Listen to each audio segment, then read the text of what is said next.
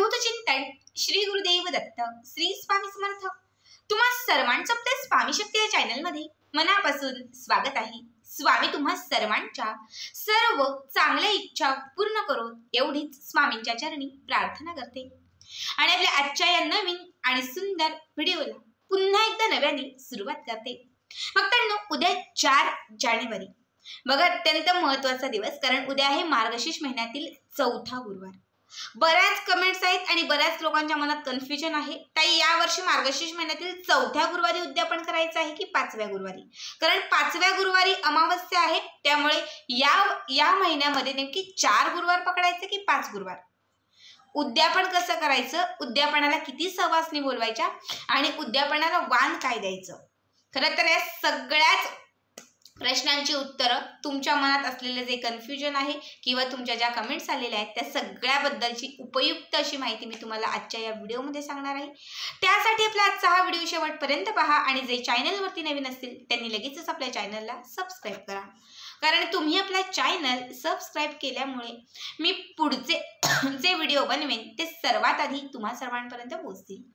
बघा, सगळ्यात तुम्हाला अगोदर मी सांगते की खूप नशिबाने असा योग आपल्याला भेटतो किंवा असा योग येतो की ज्या महिन्यामध्ये ज्या मार्गशीर्षात 5 गुरुवार असतात आणि या वर्षी तो योग आलेला आहे की या मार्गशीर्ष महिन्यामध्ये 5 गुरुवार आहेत। 5व्या गुरुवारी अमावस्या आहे, मात्र अमावस्येचा आणि गुरुवारचा काहीही संबंध नाहीये। बरेच लोक अमावस्या जी आहे ती वाईट म्हणतात, अमावस्या म्हणजे अशुभ म्हणतात, पण एक गोष्ट तुम्ही आठवा, जेव्हा लक्ष्मीपूजन आपण दिवाळीमध्ये करतो तेव्हा अमावस्येच्याच दिवशी आपण हे लक्ष्मीपूजन करतो, माता लक्ष्मीची पूजा करतो, शुभ वस्तू खरेदी करून घरामध्ये आणतो आणि नवीन कामांची जी सुरुवात आहे ती देखील आपण लक्ष्मीपूजनापासून करतो। अमावस्येचा जो दिवस आहे तो माता लक्ष्मीला प्रसन्न करणारा दिवस आहे, त्यामुळे अमावस्येचा आणि गुरुवारचा काहीही संबंध नाही। त्यामुळे यावर्षी आपल्याला बरोबर 5 गुरुवार पकडायचे आहेत आणि 5व्या गुरुवारी म्हणजे बरोबर 5व्या गुरुवारी आहे 11 तारीख, तर त्या 11 तारखेलाच आपल्याला हे उद्यापन करायचं आहे।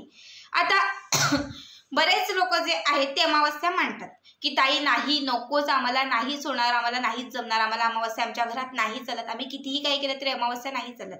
तर त्यांनी काय करायचंय, 18 तारखेचा जो गुरुवार आहे म्हणजे 11 तारखेचा पुढचा जो गुरुवार येईल 18 तारीख, तर त्या 18 तारखेच्या गुरुवारी हे उद्यापन करायचं आहे, कारण तो दिवस अत्यंत महत्त्वाचा आणि शुभ आहे, कारण त्या दिवशी दुर्गाष्टमी आहे।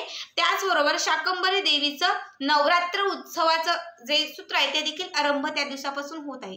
त्यामुळे जर तुम्हाला अमावस्येच्या दिवशी नसेल जमत तर त्यांनी अत्यंत शुभ दिवशी 18 तारखेच्या गुरुवारी उद्यापन करायचं आहे।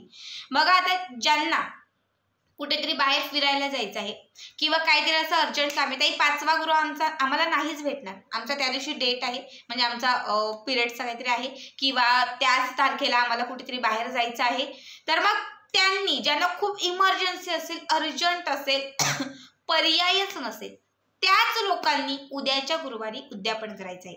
पण एक लक्षात ठेवा, बघा या महिन्यामध्ये खरं तर 5 गुरुवार आलेले आहेत आणि उद्याच्या दिवशी तुम्ही उद्यापन केलं तसाही आपला एखादा गुरुवार प्रॉब्लेमने किंवा कशाने तरी मिस झालेला असतो, मग ते काय होतं तर आपलं अर्धवट ते व्रत राहतं। त्यामुळे शक्यतो उद्या नकाच करू, पण ज्यांना इमर्जन्सीच आहे की ताई आम्ही 15 दिवस फिरायला चालू, आम्ही 10 दिवस फिरायला जातोय, आम्हाला नाही पॉसिबल, आमचं पुढच्या याच्यामध्ये डेट आहे, पिरियड्स आहे, तर मग त्यांनीच उद्याच्या दिवशी करायचं आहे। बाकी प्रत्येकाने अमावस्येच्याच दिवशी किंवा अमावस्येचा जो पुढचा गुरुवार येईल त्याच दिवशी उद्यापन करायचं आहे। संपूर्ण व्रताचं फळ लाभेल, माता लक्ष्मीची तुमच्यावरती कृपा कायम अखंड प्राप्त राहील। आता बघा, अमावस्येच्या दिवशी जे लोक उद्यापन करणार आहेत, आता मी पण 5व्याच गुरुवारी उद्यापन करणार आहे ज्या दिवशी अमावस्या आहे, तर अमावस्येच्या दिवशी अमावस्या जी आहे ती बरोबर 5:30 म्हणजे 5:30 अमावस्या जी आपली आहे ती समाप्त होत आहे। त्यामुळे तुम्ही 5:30 नंतर ही अमावस्या, खरं तर पुन्हा एकदा सांगते अमावस्येचा आणि गुरुवारचा संबंध नाही, पण जे लोक अमावस्या पाळतात त्यांनी 5:30 नंतर उद्यापन केलं तरी चालेल किंवा 5:30च्या आत उद्यापन केलं तरी चालेल, मात्र जे लोक खूप पाळतात, ज्यांच्या घरात खूप पाळतात, तर त्यांनी 5:30 नंतर हे उद्यापन करावं। या दिवशी आपण कुठल्या रंगाची साडी नेसावी, तर बघा माता लक्ष्मीचा आवडीचा रंग लाल आहे, पिवळा आहे आणि हिरवा आहे। या तिघांपैकी जर तुमच्याकडे कुठल्याही कलरची साडी असेल, म्हणजे लाल, पिवळी आणि हिरवी, जी स्वच्छ सुंदर रेखीव रेशीम सुताची, तर ती साडी या दिवशी आवर्जून तुम्ही घाला। त्याचबरोबर बघा आता किती सवासणी बोलवायच्या, तुम्ही 1ही बोलू शकतात, तुम्ही 5ही बोलू शकतात, 7ही बोलू शकतात, 11ही बोलू शकतात, तुम्ही 16 देखील सवासनी बोलू शकतात.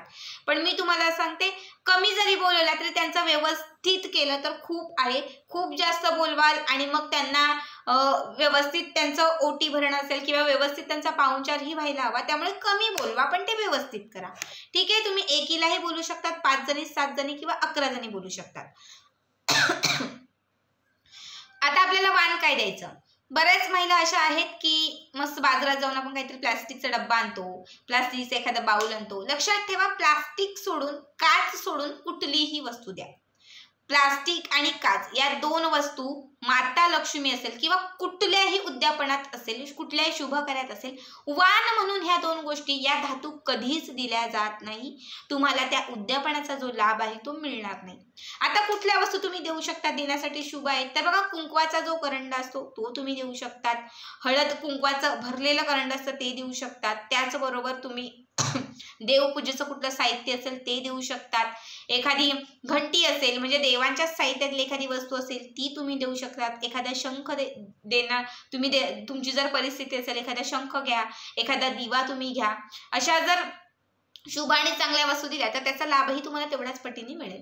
बाकी तुम्ही दुसरी कुठलीही वस्तू दिली तर चालेल, फक्त प्लास्टिक आणि काच सोडून आपल्याला काहीही द्यायचं आहे. बघा, आता आपण कसं उद्यापन करायचं, तर तुम्ही एक सवासीन, आता कुणच नाही ताई, आमच्याकडे फक्त बाजूला एक ताई राहते, तुम्ही बोलवा. एक सवासीन बोलवली आणि तुम्ही तिचं सर्व काही केलं तरीही तुमचं उद्यापन होणार आहे. तुम्ही 5 जणींनाही बोलू शकता, 7 जणींनाही बोलू शकता. बोलवल्यानंतर सगळ्यात, आता मी कसं करणार आहे ते तुम्हाला सांगते. मस्त त्यांना घरी बोलवायचं. घरी बोलवण्याच्या अगोदर एक टायमिंग द्यायचा, 6 वाजता या, 5 वाजता या. त्या वेळात घर पूर्ण स्वच्छ असलं पाहिजे, घरामध्ये धूप दीप लावलेलं असलं पाहिजे, घरामध्ये एक प्रकाश असला पाहिजे, घरामधील वातावरण सुगंध असला पाहिजे, कारण त्यांच्या रूपात देवी आपल्या घरात येणार आहे. आल्यानंतर त्यांना खरं तर बाहेरच अगोदर पाणी काढून ठेवायचं, पाय धुण्यासाठी पाय धुवून घरामध्ये बोलवायचं. त्यानंतर त्यांना बसायला एक आसन टाकायचं. त्यानंतर सगळ्यात आधी त्यांच्या पायांची पूजा करायची, त्यानंतर औक्षण करायचं, हळद कुंकू त्यांना लावायचं आणि त्यांची ओटी भरायची. तुम्ही जे काही वाण देणार असाल त्याच्यासोबत आवर्जून तुम्हाला ब्लाऊज पीस द्यायचा आहे. काहीही करा पण ब्लाऊज पीस आवर्जून द्या. बघा, माता लक्ष्मीची ओटी आपण भरतो तेव्हा वाण द्याल, वस्तू द्याल, तर त्याशिवाय ती ओटी अपूर्ण असते. कारण जोपर्यंत तुम्ही साडी, चोळी किंवा खण देत नाही त्याशिवाय ती ओटी अपूर्ण असते. त्यामुळे या दिवशी खरं तर कपड्याला खूप जास्त महत्व आहे. आता आपल्याला साड्या वगैरे देणं नसेल शक्य, नाही होऊ शक्य, तर फक्त एक ब्लाऊज पीस द्या. ब्लाऊज पीस घ्यायचा, त्याच्यावरती तुम्हाला मुठभर गहू किंवा तांदूळ ठेवायचे आहेत, हळद कुंकू टाकायचं आहे, एक फळ ठेवायचं आहे, नारळ देऊ शकतात. त्यासोबत एखादं केळं असेल केळं देऊ शकतात. आता नारळ दिलंच पाहिजे असं नाही, केळं, सफरचंद जे काही फळ असेल ते फळ तुम्हाला द्यायचं आहे. शक्य असेल तर सर्व ओटीचं साहित्य तुम्ही देऊ शकतात. नसेल तर कमीत कमी फक्त आणि फक्त तुम्ही ब्लाऊज पीस, त्याचबरोबर एक फळ आणि तुम्ही त्याचबरोबर एखादं वाण जे काही तुम्ही आणलं असेल ते तुम्हाला त्याच्यामध्ये द्यायचं आहे. सोबत तुम्हाला फूल किंवा गजरा द्यायचा आहे आणि हे सगळं तुम्हाला त्यांची ओटी भरायची आहे, नमस्कार करायचा आहे, औक्षण करायचं आहे. हे सगळं केल्यानंतर तुम्हाला गोडाचा काहीतरी प्रसाद बनवायचा आहे आणि तो त्या व्यक्तीला तुम्हाला खाऊ द्यायचा आहे. जेवढ्या जणी बोलवल्यात त्यांच्यासाठी एकतर शिरा करा किंवा गुलाबजाम तुम्ही बनवू शकतात, खीर बनवू शकता, जो तुम्हाला शक्य असेल तो पदार्थ तुम्हाला त्यांना खायला द्यायचा आहे. अशा पद्धतीने हे उद्यापन आपल्याला करायचं आहे. आता बऱ्याच लोकांचं असंही आहे की ताई, गुरुवारच्या दिवशी हे उद्यापन आहे, मात्र याच गुरुवारच्या दिवशी आमच्या घरामध्ये सुतक आलेलं आहे. बरोबर, तो गुरुवार आला आणि आमच्या घरामध्ये सुतक आलं, सुवेर आलं, मग आम्ही कसं करायचं? जर तुमच्या घरात सुतक आणि सुवेर असेल तर मग ऑप्शन नाहीये, पण या गुरुवारचं उद्यापन करणं खूप महत्वाचं आहे. जेव्हा तुमचं सुतक फिटेल तेव्हा आवर्जून तुम्हाला, सुतक फिटल्यानंतर त्याच्या पुढचा जो गुरुवार येईल तर त्या गुरुवारी आवर्जून तुम्हाला या व्रताचं उद्यापन करायचं आहे. जर सुतक आणि सुवेर समजा आता आलं असेल तर हे दिवस सर्व, हे गुरुवार स्किप करायचे आहेत. हे सर्व फिटल्यानंतर मग तुम्हाला त्या व्रताचं जे आहे ते उद्यापन करायचं आहे. जेव्हा तुम्ही ही पूजा मांडणी उचलणार असाल उद्यापनानंतर तेव्हा थोडेसे मुठभर तांदूळ घ्यायचे, ते त्या पूजेवरती अर्पण करायचे, दोनही हात जोडायचे आहेत आणि देवी माता लक्ष्मीची माफी मागायची आहे. माझ्या सेवेमध्ये, माझ्या नैवेद्यामध्ये किंवा माझ्या भक्तीमध्ये कुठल्याही प्रकारची जर चुकी झाली असेल, काही कमतरता राहिली असेल तर मी मनोमन तुझी माफी मागते, पण मी केलेली सेवा तुझ्या चरणी मी रुजू करते, असं तुम्हाला माता लक्ष्मीला सांगायचं आहे. आणि मग त्यानंतर तो जो नारळ तुम्ही त्याच्यामध्ये ठेवला होता तो सगळ्यात अगोदर हलवायचा आहे आणि पुन्हा नारळ तिथे ठेवायचा आहे. जे तांदूळ तुम्ही कळसाखाली ठेवलेले होते त्यातले थोडेसे तांदूळ उचलायचे आहेत आणि घरातील चारही कोपऱ्यांना तुम्हाला शिंपडायचे आहेत आणि मग त्यानंतर तुम्ही जी मांडणी केलेली आहे ती तुम्हाला उचलायची आहे। मग श्रीयंत्र घेतलं असेल ते मूळ जागी ठेवा, दिवा घासण्यासाठी ठेवू शकतात, आंब्याची पानं आपल्या घरातील 4 कोपऱ्यांना टाकायची आहेत, माता लक्ष्मीचा फोटो जिथे होता तिथे तुम्हाला ठेवायचा, मूर्ती असेल ती देवघरात ठेवायची आहे। अशा पद्धतीने संपूर्ण उद्यापनाची जी मांडणी आहे ती तुम्हाला उचलायची आहे। अत्यंत साध्या आणि सोप्या पद्धतीने तुम्हाला सांगितलेलं आहे। पुन्हा एकदा सांगते, उद्याच्या दिवशी उद्यापन करू नका, अर्धवट व्रत राहील। समजा ज्यांना पर्याय नसतो, इलाजच नसतो, की ज्यांना नाहीच, त्यांनी फक्त करायचं आहे। बाकी आपण सगळ्यांनी 5व्या गुरुवारी किंवा मग त्याच्या पुढचा जो गुरुवार येईल तर त्याच गुरुवारी आपल्याला उद्यापन करायचं आहे। बऱ्याच लोकांचं कन्फ्युजन होतं, मला वाटते की आता तुम्हाला कळालं असेल की त्याचबरोबर बऱ्याच लोकांचे असेही मेसेज होते की ताई आमचा एक गुरुवार गेलेला आहे, मग आता काय? बघा, खरं तर मार्गशीर्षातला पण 4 गुरुवार करत असतो। प्रत्येक महिन्यात हे 4 जेही वार असतात ते 4-4च्या याच्यामध्ये असतात। यावेळेस मात्र 5 गुरुवार आलेले आहेत आणि योगायोगाने जरी तुमचा मध्ये एक स्किप केलेला असेल तरी 5वा गुरुवार आपल्याला मिळतोय। त्यामुळे या व्रताचं जे फळ आहे ते संपूर्ण आपल्याला लाभते। त्यामुळे एखादा गुरुवार जर मासिक धर्माने, सूतक काळाने, कशाने जर स्किप झाला असेल तर अजिबात घाबरू नका। तर आजची ही माहिती, आजचा हा व्हिडिओ कसा वाटला नक्कीच कमेंट करा आणि असेच पुढचे व्हिडिओ पाहण्यासाठी चॅनलला सबस्क्राईब करा। भेटूयात पुन्हा एकदा अशाच एका नवीन सुंदर आणि छान व्हिडिओमध्ये। तोपर्यंत सर्वांना धन्यवाद। श्री स्वामी समर्थ। जय जय स्वामी समर्थ।